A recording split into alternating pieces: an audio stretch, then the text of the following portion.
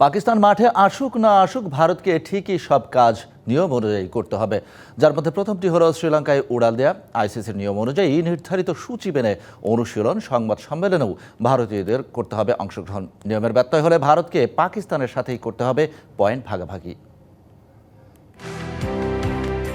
2026 বিশ্বকাপকে ঘিরে তৈরি হলো নতুন জটিলতা। পাকিস্তান সরকারের ঘোষণা অনুযায়ী বিশ্বকাপে অংশ নিলেও ভারতের বিপক্ষে কোনো ম্যাচ খেলবে না সালমান আগার দল। এ সিদ্ধান্তেই চাপ পড়েছে ভারতীয় শিবিরে।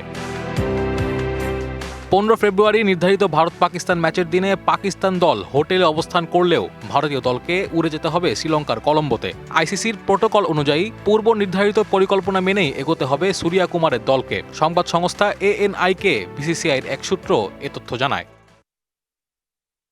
ভারত 15 ফেব্রুয়ারি শ্রীলঙ্কা সফর করবে এবং আইসিসির প্রোটোকল অনুসরণ করবে। তারা সূচি অনুযায়ী অনুশীলন করবে, সংবাদ সম্মেলনও করবে এবং সময়মতো স্টেডিয়ামেও পৌঁছাবে এবং ম্যাচ রেফারি ম্যাচটি বাতিল ঘোষণা করার জন্য অপেক্ষা করবে।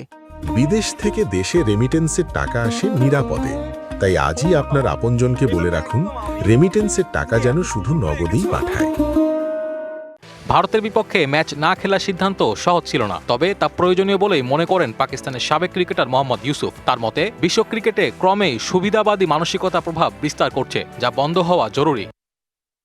সরকারের নেয়া এই অবস্থানটি কঠিন হলেও দরকারি। বাণিজ্যিক স্বার্থের আগে মূল্যবোধকে অগ্রাধিকার দিতে হবে। বিশ্ব ক্রিকেটে যে সুবিধাবাদী প্রভাব কাজ করছে তা বন্ধ না হলে খেলাটি সত্যিকার অর্থে বৈশ্বিক হতে পারবে না। আমরা গর্বের সঙ্গে খেলি, পাশাপাশি খেলাধুলায় সমতা ও ন্যায়ের পক্ষেও দাঁড়াই। পাকিস্তানের ম্যাচ বর্জনের ঘোষণায় বিসিসিআই এখন পর্যন্ত প্রকাশ্য কোনো মন্তব্য করেনি। আইসিসিও আনুষ্ঠানিকভাবে কিছুই জানায়নি। এছাড়াও প্রশ্ন উঠেছে, গ্রুপ পর্বে ভারত পাকিস্তান ম্যাচ না হলেও নকআউট পর্বে তাদের মুখোমুখি লড়াইয়ের ভবিষ্যৎ কি? Naim Hamid, DBC news.